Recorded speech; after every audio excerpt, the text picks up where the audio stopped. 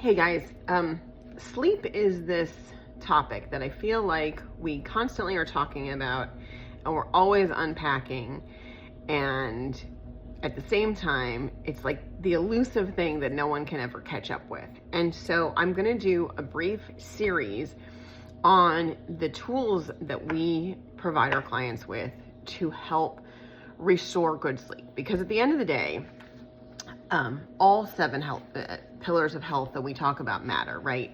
You have to be eating right. You have to be moving. You have to be getting enough sunlight. You have to be well hydrated, and that does not mean water for the millionth time. You have to manage your stress, and self-care is vitally important. Understanding how your subconscious works is vitally important. You have to sleep. That's the sixth pillar. Like, without sleep, the rest of the things can't come together. And then obviously the micronutrient portion, filling in the gaps for what your body's not capable of doing, what your genetics prevents it from doing, or what your environment prevents it from doing. So no matter how clean your diet is or how great your exercise program is, no one can get away without some level of supplementation. But that doesn't mean guessing. It doesn't mean cookie cutter. It doesn't mean doing what works for other people.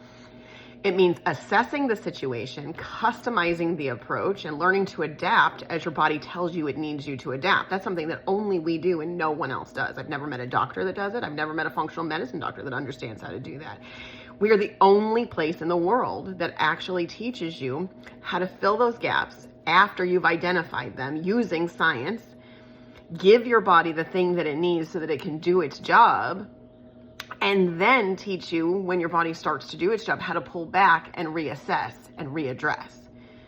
You find someone else in the world who's doing that, and please let me know. I'd love to partner with them, but there isn't anybody. I mean, I've worked with over 4,000 physicians in 16 countries, and not one of them could crawl their way out of a hole, let alone solve someone's problems. So that's why we exist, because our goal is to teach you what they don't know so that you can fix your health. So moving forward, yesterday, Todd posted something about melatonin not being a sleep aid. And I want to elaborate on that some and what the dangers of melatonin are. But before I even go there, I want to talk about delivery systems and the mechanism by which our body absorbs things.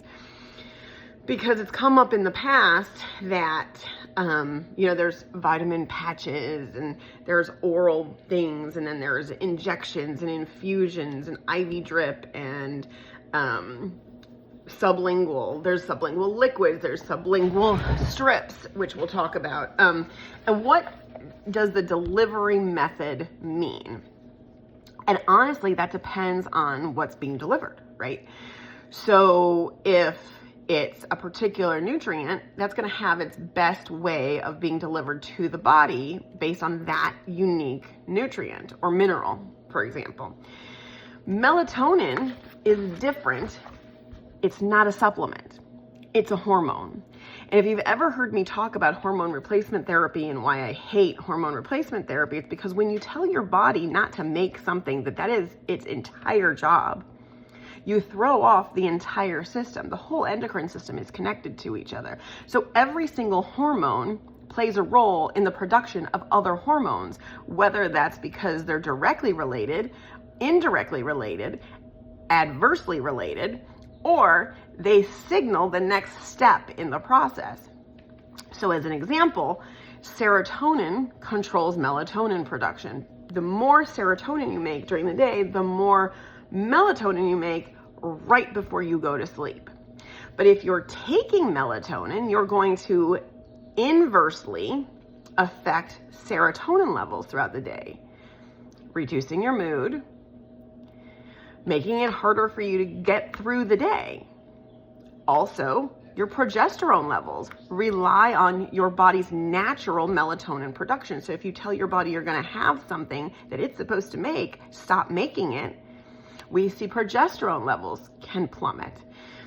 In addition to that, we know that too much melatonin can affect light sensitivity, and how your body treats light is directly responsible for how much melatonin and what time your body produces melatonin. So if you're more light sensitive, then at night you're in the house with artificial light, or you get on your phone, or you turn the TV on, your body's gonna wake back up, think it's daytime, even worse than it would have if you weren't. Because now you're so much more sensitive to that light that it has completely destroyed your circadian rhythm.